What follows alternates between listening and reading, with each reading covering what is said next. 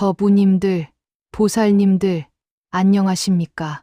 오늘 아침에 일어나서 거울을 보시면서 어떤 생각이 드셨습니까? 또 하루가 시작되는구나. 오늘은 과연 무엇을 위해 살아야 할까? 이런 막연한 생각들이 머릿속을 스쳐 지나가지 않으셨습니까? 현대를 살아가는 우리들은 매일 수많은 선택의 기로에 서 있습니다.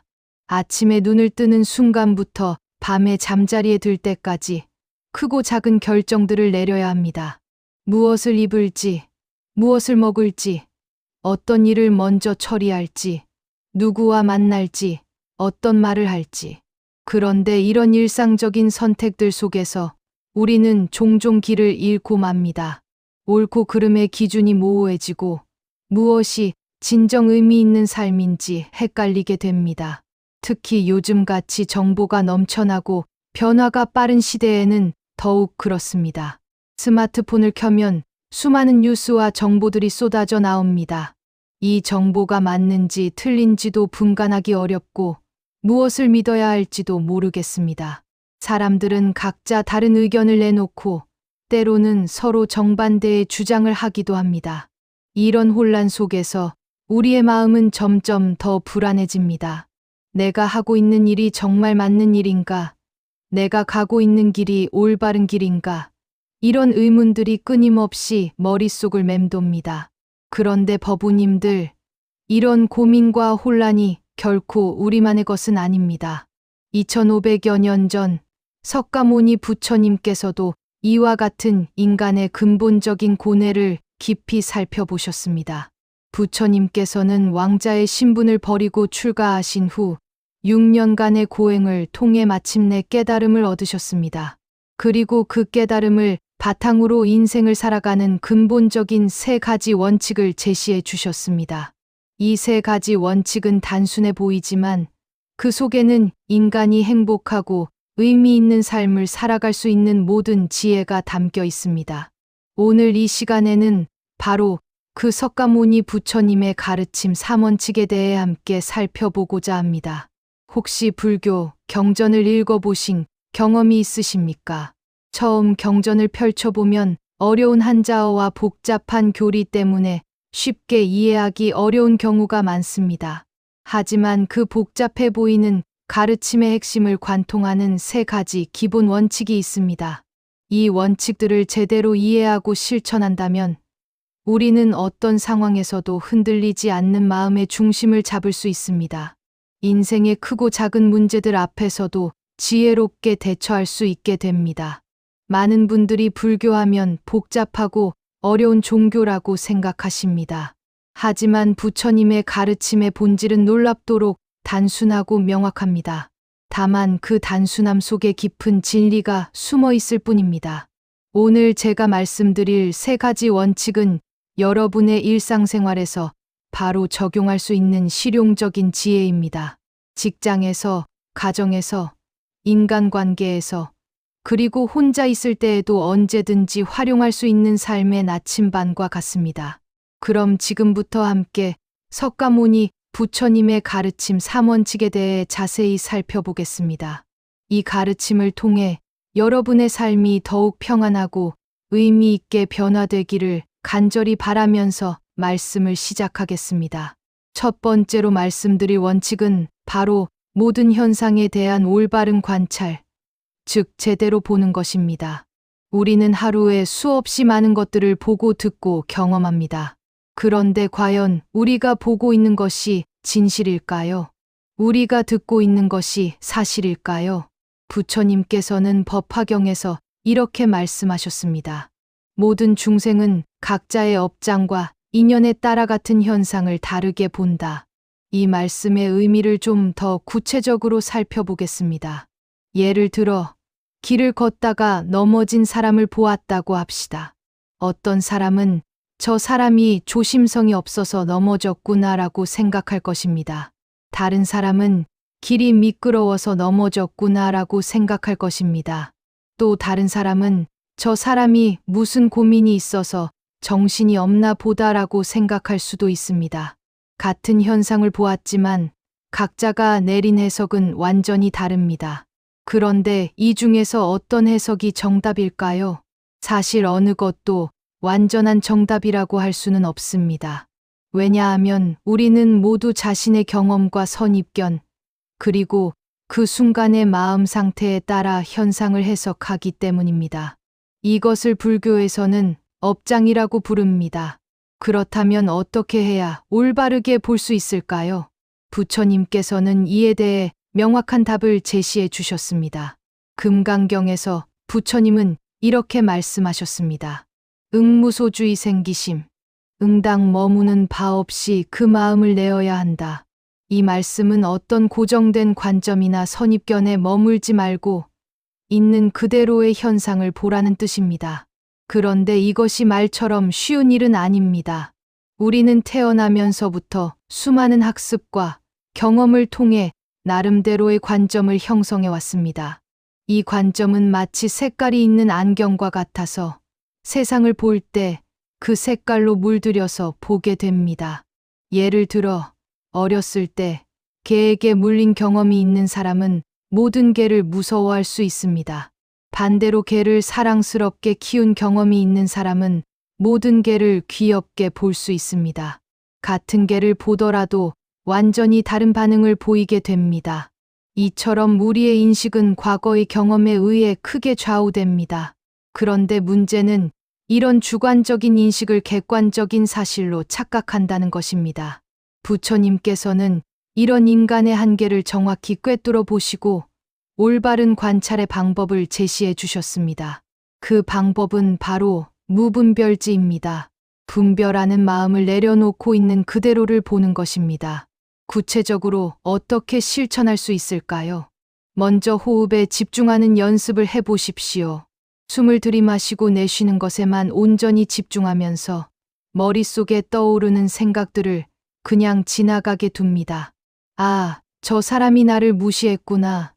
오늘 일이 잘 안 풀리네. 내일은 뭘 해야 하지? 이런 생각들이 떠오르더라도 그것에 매달리지 않습니다. 그냥 이런 생각이 일어나는구나 하고 알아차린 다음 다시 호흡에 집중합니다. 이런 연습을 반복하다 보면 점차 생각과 현실을 분리해서 볼 수 있게 됩니다. 두 번째로는 판단을 보류하는 연습입니다. 무언가를 보거나 들었을 때 즉시 좋다, 나쁘다, 옳다, 틀리다라고 판단하는 습관을 멈춰 보십시오. 대신 이런 일이 일어났구나라고 사실 자체만을 받아들입니다. 예를 들어 직장에서 동료가 나에게 차갑게 대했다고 합시다. 평소 같으면 저 사람이 나를 싫어하나 보다, 내가 뭘 잘못했나라고 생각할 것입니다. 하지만 올바른 관찰은 동료가 나에게 차갑게 대했다는 사실만을 받아들입니다. 그 이유나 의미에 대해서는 속단하지 않습니다. 그 사람이 개인적인 고민이 있을 수도 있고, 몸이 아플 수도 있고, 업무 스트레스가 심할 수도 있습니다. 아니면 정말로 나에게 불만이 있을 수도 있습니다. 하지만 정확한 이유를 모르는 상황에서 성급한 판단을 내리면 그 판단이 오히려 상황을 더 복잡하게 만들 수 있습니다. 선종의 조주선사께서는 이런 일화를 남기셨습니다. 한 스님이 조주선사에게 물었습니다. 개에게도 불성이 있습니까? 조주선사는 무라고 답하셨습니다. 이 무는 단순히 없다는 뜻이 아닙니다. 유무의 분별을 떠나 있는 그대로를 보라는 뜻입니다. 개를 개로만 보고 불성이 있느니 없느니 하는 분별심을 일으키지 말라는 가르침입니다. 이처럼 올바른 관찰이란 있는 그대로를 있는 그대로 보는 것입니다.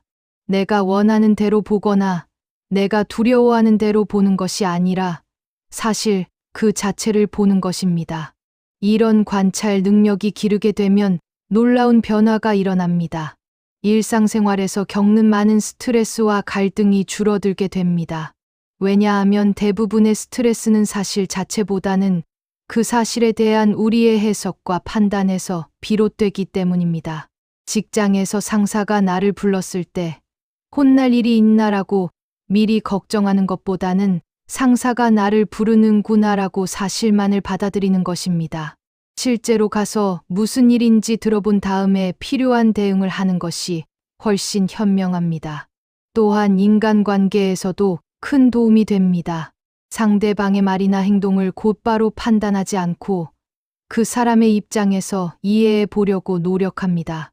그러면 불필요한 오해와 갈등을 많이 줄일 수 있습니다. 올바른 관찰의 핵심은 알아차림입니다.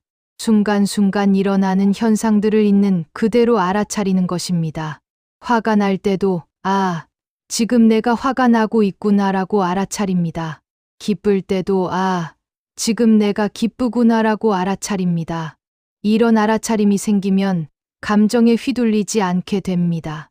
감정을 억누르는 것이 아니라 감정이 일어나는 것을 그냥 지켜보는 것입니다. 마치 하늘에 뜬 구름을 바라보는 것처럼 말입니다. 이것이 바로 부처님께서 가르쳐 주신 첫 번째 원칙입니다. 올바른 관찰을 통해 있는 그대로의 현실을 보는 것. 이것이 모든 지혜의 출발점입니다. 두 번째로 말씀드릴 원칙은 모든 존재에 대한 자비심입니다. 부처님께서는 무량수경에서 이렇게 말씀하셨습니다. 일체 중생 시류불성. 모든 중생에게는 다 불성이 있다. 이 말씀은 단순히 모든 생명체가 소중하다는 뜻을 넘어서 모든 존재가 본래 깨달을 수 있는 가능성을 가지고 있다는 깊은 의미를 담고 있습니다. 그런데 우리는 일상생활에서 이 진리를 얼마나 실천하고 있을까요? 아침에 출근하면서 지하철에서 만나는 사람들을 보십시오. 각자 다른 목적지를 향해 가고 있고 각자 다른 고민을 안고 있습니다. 어떤 사람은 피곤해 보이고 어떤 사람은 급해 보이고 어떤 사람은 화가 나 보입니다. 이때 우리는 어떤 마음을 가지고 있습니까? 저 사람은 왜 저렇게 인상을 쓰고 있을까?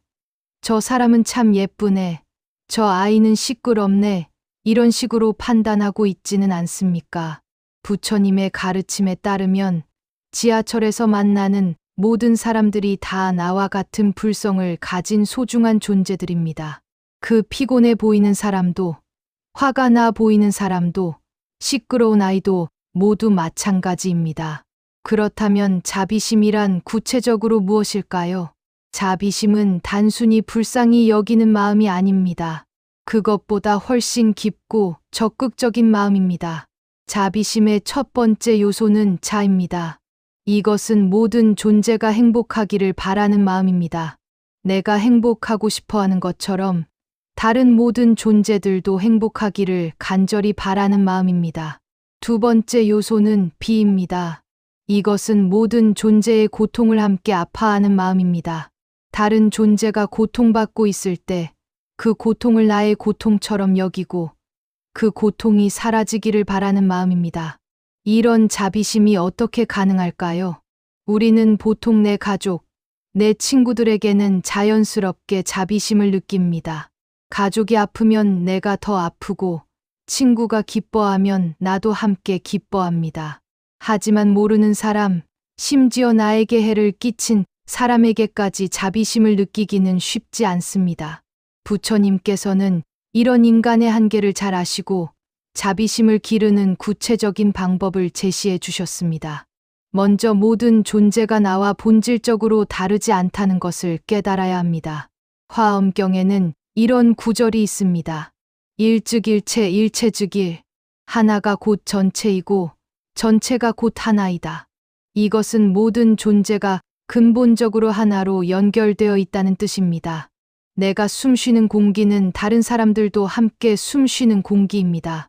내가 마시는 물은 자연의 순환을 통해 모든 생명체들과 연결되어 있습니다. 더 나아가 내 몸을 이루고 있는 원소들도 원래는 우주의 별들에서 만들어진 것들입니다. 과학적으로 보면 우리는 모두 같은 원소들로 이루어져 있고 같은 우주의 일부입니다. 부처님께서는 이런 진리를 2500년 전에 이미 통찰하셨습니다. 그래서 모든 존재는 하나라고 말씀하신 것입니다. 이것을 일상생활에서 어떻게 실천할 수 있을까요? 첫째, 상대방의 입장에서 생각해 보는 연습을 해 보십시오. 누군가가 나에게 짜증을 낸다면 저 사람이 왜 저럴까라고 판단하기보다는 저 사람도 나처럼 힘들고 스트레스 받는 상황이 있을 것이다 라고 생각해 보십시오. 실제로 대부분의 경우가 그렇습니다. 사람들이 다른 사람에게 화를 내거나 불친절하게 대하는 것은 그 사람 자체가 나쁘기 때문이 아니라 개인적인 고통이나 스트레스 때문인 경우가 많습니다. 둘째, 작은 친절부터 실천해 보십시오. 지하철에서 자리를 양보하고 엘리베이터에서 문을 잡아주고 길을 묻는 사람에게 친절하게 안내해 주는 것 같은 작은 친절들입니다. 이런 작은 친절들이 쌓이면서 자비심이 자연스럽게 커지게 됩니다. 처음에는 의식적으로 해야 하지만 점차 습관이 되면 자연스럽게 베풀게 됩니다. 셋째, 자신에게도 자비심을 베푸는 연습을 해보십시오. 우리는 종종 다른 사람에게는 관대하면서 자신에게는 지나치게 엄격합니다. 실수를 했을 때 자신을 너무 비난하거나 완벽하지 못한 자신을 받아들이지 못합니다. 하지만 자신에게 자비롭지 못한 사람이 다른 사람에게 진정한 자비를 베풀기는 어렵습니다. 먼저 자신의 부족함을 인정하고 받아들이는 것에서 시작해야 합니다. 부처님께서는 이런 일화를 남기셨습니다. 어느 날 한 여인이 아들을 잃고 큰 슬픔에 빠져 부처님을 찾아왔습니다. 여인은 아들을 다시 살려달라고 간곡히 부탁했습니다. 부처님께서는 여인에게 이렇게 말씀하셨습니다. 마을을 돌아다니면서 지금까지 한 번도 가족의 죽음을 겪지 않은 집에서 겨자씨를 얻어오십시오. 그러면 아들을 살려드리겠습니다. 여인은 기뻐하며 마을을 돌아다녔지만 죽음을 경험하지 않은 집은 단 한 곳도 없었습니다. 모든 집에서 가족을 잃은 슬픔을 겪고 있었습니다. 여인은 그제서야 깨달았습니다. 죽음의 고통은 자신만의 것이 아니라 모든 인간이 겪어야 하는 보편적인 고통이라는 것을, 그리고 모든 사람이 자신과 같은 슬픔을 겪고 있다는 것을. 이 깨달음을 통해 여인의 마음에는 자신의 고통을 넘어서는 큰 자비심이 생겨났습니다. 자신과 같은 고통을 겪는 모든 존재들에 대한 연민의 마음이 일어난 것입니다. 이것이 바로 자비심의 본질입니다. 나만 고통받는 것이 아니라 모든 존재가 고통받고 있다는 것을 깨닫고 그 고통을 함께 나누려는 마음입니다. 자비심을 기르는 또 다른 방법은 명상입니다. 매일 조금씩 시간을 내어 자비 명상을 해보십시오. 먼저 편안한 자세로 앉아서 눈을 감습니다. 그리고 마음속으로 이렇게 염원합니다. 내가 행복하기를 빕니다. 내가 건강하기를 빕니다.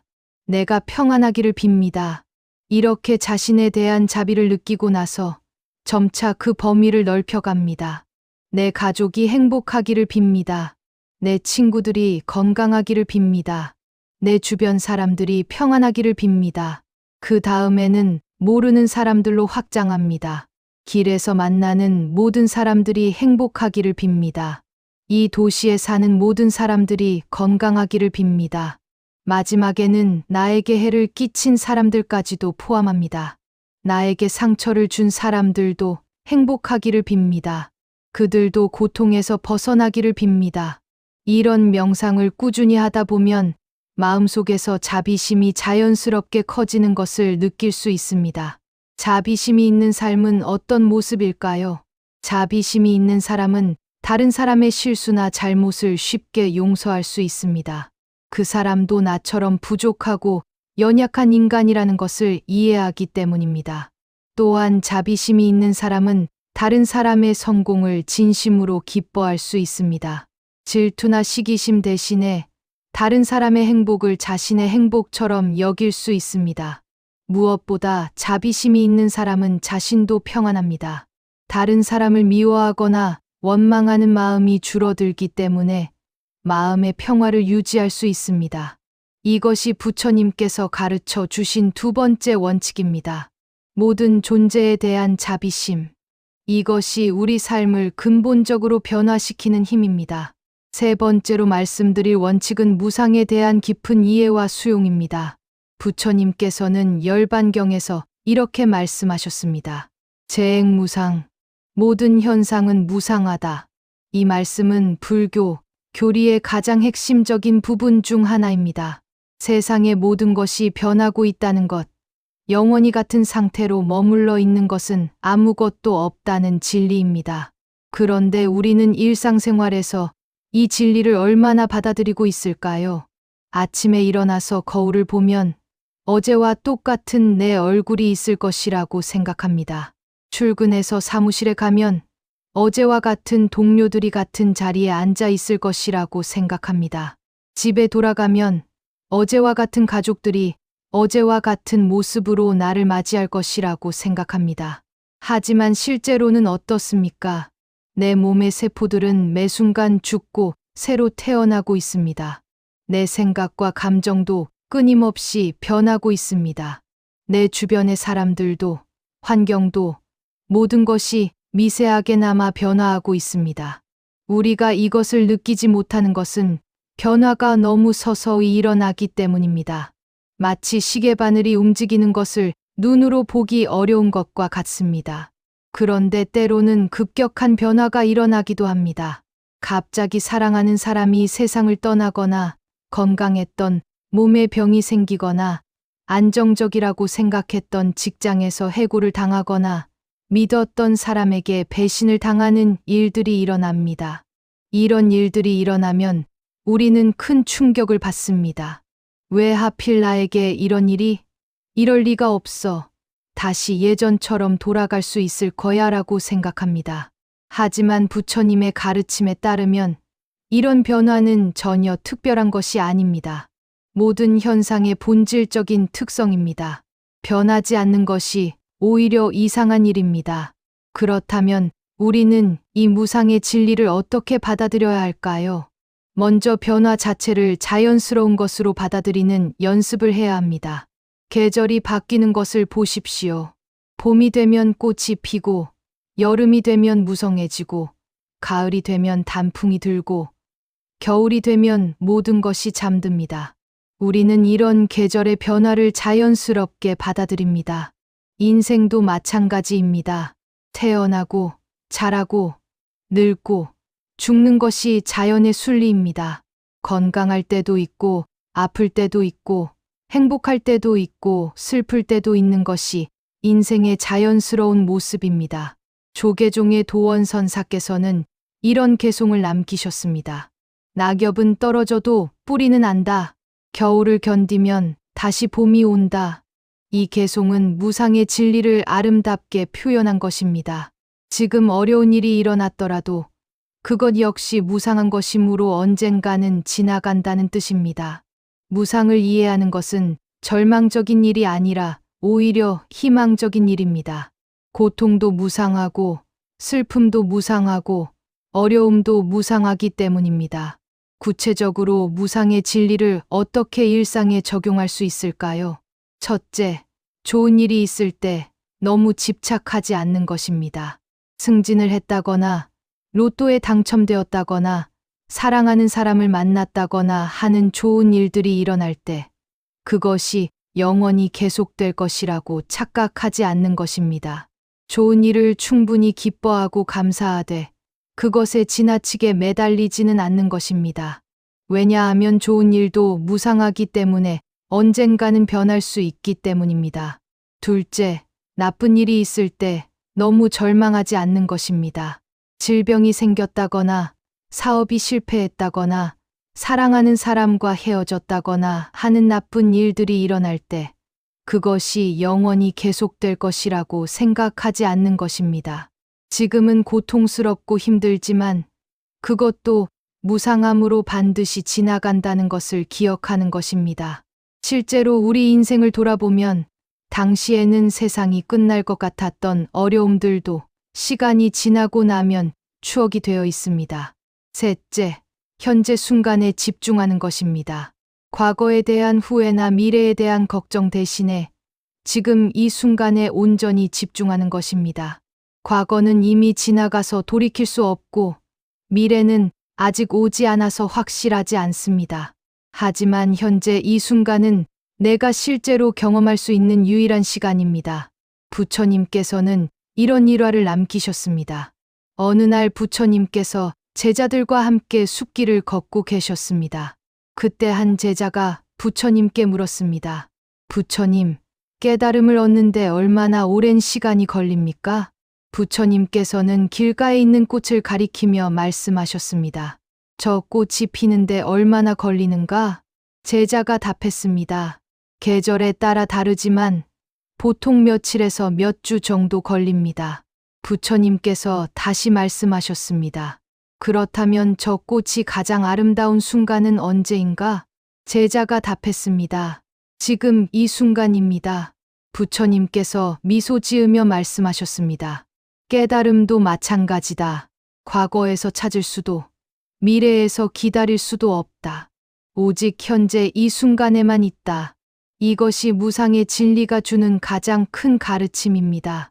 모든 것이 변하고 있다는 것을 인정하고 바로 지금 이 순간을 소중히 여기는 것입니다. 무상을 받아들이는 구체적인 수행법도 있습니다. 매일 아침 일어나서 이렇게 생각해 보십시오. 오늘 하루도 무상한 하루다. 오늘 만나는 사람들, 오늘 하게 될 일들, 모든 것이 변화하고 있다. 나는 이 변화를 자연스럽게 받아들이겠다. 그리고 잠자리에 들기 전에는 이렇게 생각해 보십시오. 오늘 하루도 지나갔다. 오늘 있었던 좋은 일들과 나쁜 일들 모두 이제 과거가 되었다. 내일은 또 다른 새로운 하루가 시작될 것이다. 이런 관찰을 꾸준히 하다 보면 점차 변화에 대한 두려움이 줄어들게 됩니다. 대신에 변화를 새로운 가능성으로 받아들일 수 있게 됩니다. 또한 물건이나 관계에 대한 집착도 줄어들게 됩니다. 모든 것이 무상하다는 것을 알고 있으니까 잃을 것에 대한 불안보다는 지금 가지고 있는 것에 대한 감사함이 더 커집니다. 무상의 진리를 깊이 이해하면 죽음에 대한 두려움도 줄어들게 됩니다. 죽음도 삶의 자연스러운 일부라는 것을 받아들일 수 있게 되기 때문입니다. 이것이 부처님께서 가르쳐 주신 세 번째 원칙입니다. 무상에 대한 깊은 이해와 수용. 이것이 우리를 모든 집착과 두려움에서 자유롭게 해주는 열쇠입니다. 네 번째이자 마지막으로 말씀드릴 원칙은 중도의 삶입니다. 부처님께서는 출가하신 후 6년 동안 극심한 고행을 하셨습니다. 하루에 쌀알 한 톨만 드시고 거의 죽음에 이를 정도로 몸을 혹사시키셨습니다. 그러나 이런 고행을 통해서는 깨달음을 얻을 수 없다는 것을 깨닫게 되셨습니다. 그래서 고행을 중단하고 수자타가 공양한 우유죽을 드신 후 보리수 아래에서 마침내 깨달음을 얻으셨습니다. 이때 부처님께서 깨달으신 것이 바로 중도입니다. 상응부경전에서 부처님은 이렇게 말씀하셨습니다. 지나친 쾌락도 고통을 가져오고 지나친 고행도 깨달음을 방해한다. 오직 중간의 길만이 진리에 이르는 길이다. 중도란 극단을 피하고 중간의 길을 걷는 것입니다. 하지만 여기서 말하는 중간은 단순히 반반씩 나누어 가지는 것이 아닙니다. 상황에 따라 가장 적절하고 균형 잡힌 선택을 하는 것입니다. 우리 일상생활에서 중도는 어떻게 적용될까요? 먼저 일과 휴식의 균형을 생각해 볼 수 있습니다. 일만 하고 쉬지 않으면 몸과 마음이 지치게 됩니다. 반대로 놀기만 하고 일을 하지 않으면 삶의 의미를 잃게 됩니다. 적당히 일하고 적당히 쉬는 것. 이것이 중도입니다. 하지만 여기서 적당히는 사람마다, 상황마다 다를 수 있습니다. 어떤 사람은 하루에 8시간 일하는 것이 적당할 수 있고, 어떤 사람은 10시간이 적당할 수도 있습니다. 중요한 것은 자신의 몸과 마음의 상태를 잘 관찰해서 균형점을 찾는 것입니다.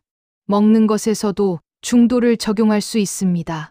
너무 많이 먹으면 몸에 해롭고, 너무 적게 먹으면 건강을 해칩니다.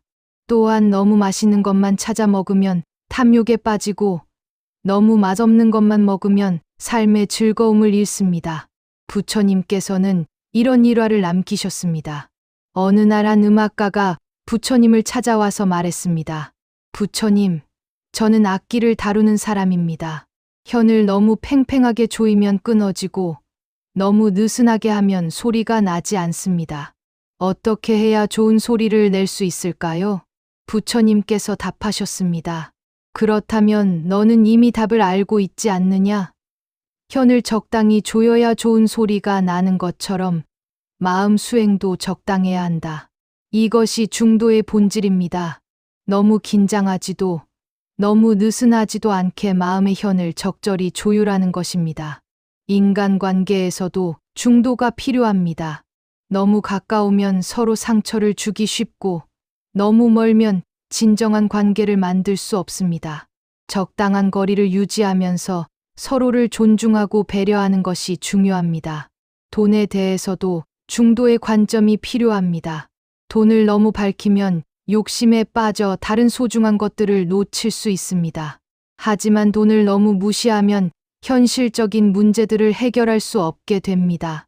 돈을 수단으로 여기되 목적으로 여기지 않는 것. 이것이 중도입니다. 감정에 대해서도 중도가 적용됩니다. 기쁜 일이 있을 때 너무 들뜨면 판단력을 잃을 수 있고, 슬픈 일이 있을 때 너무 침울해하면 일상생활에 지장을 받습니다. 감정을 억누르지도 말고, 감정에 휩쓸리지도 말고, 감정을 있는 그대로 받아들이되 적절히 조절하는 것이 중도입니다. 선문답에도 중도의 지혜가 담겨 있습니다.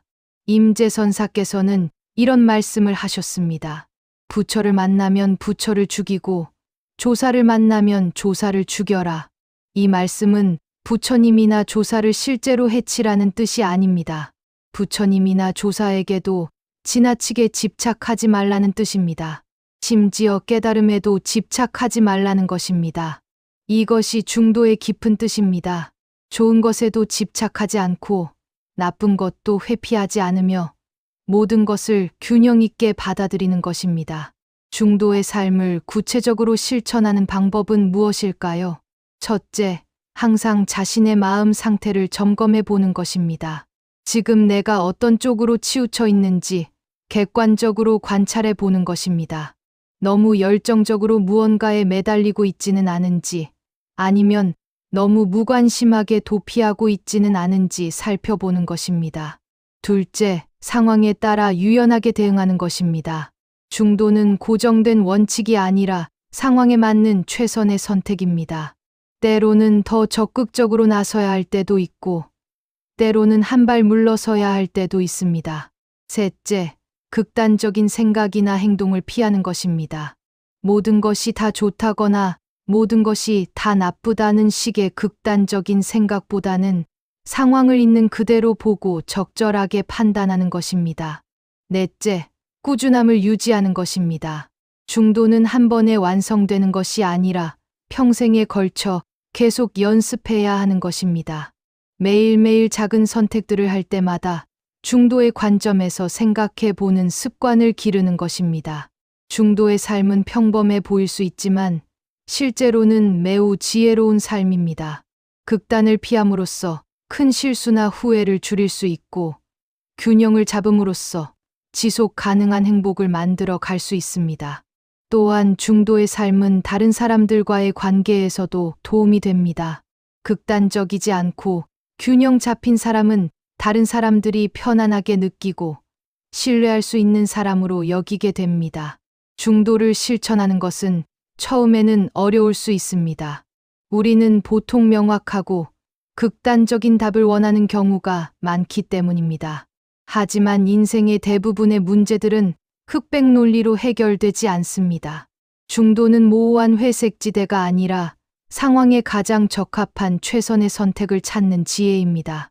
이런 지혜를 기르기 위해서는 끊임없는 관찰과 성찰이 필요합니다. 이것이 부처님께서 가르쳐 주신 네 번째이자 마지막 원칙입니다. 중도의 삶. 이것이 우리를 모든 극단과 편견에서 해방시키고 진정한 자유와 평화를 가져다 주는 길입니다. 법우님들, 보살님들, 오늘 이 시간에 함께 나눈 석가모니 부처님의 가르침 3원칙을 다시 한번 정리해 보겠습니다. 첫 번째는 올바른 관찰입니다. 있는 그대로의 현실을 보는 것, 선입견이나 편견에 사로잡히지 않고 사실 자체를 받아들이는 것입니다. 두 번째는 자비심입니다. 모든 존재가 나와 같은 불성을 가진 소중한 존재라는 것을 깨닫고 모든 존재의 행복을 진심으로 바라는 마음을 기르는 것입니다. 세 번째는 무상에 대한 이해입니다. 모든 것이 변한다는 진리를 받아들이고 변화에 대한 두려움 대신에 현재 순간에 집중하는 것입니다.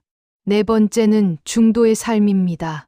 극단을 피하고 상황에 맞는 가장 균형 잡힌 선택을 하며 지속 가능한 행복을 추구하는 것입니다. 이 네 가지 원칙은 서로 따로 떨어져 있는 것이 아닙니다. 올바른 관찰을 통해 자비심이 생기고 자비심을 통해 무상을 받아들일 수 있게 되며 이 모든 것이 중도의 지혜로 통합되는 것입니다. 부처님의 가르침은 2500여 년 전의 것이지만 오늘날에도 여전히 생생하고 실용적입니다. 왜냐하면 인간의 본질적인 고민과 문제들은 시대가 바뀌어도 크게 달라지지 않기 때문입니다.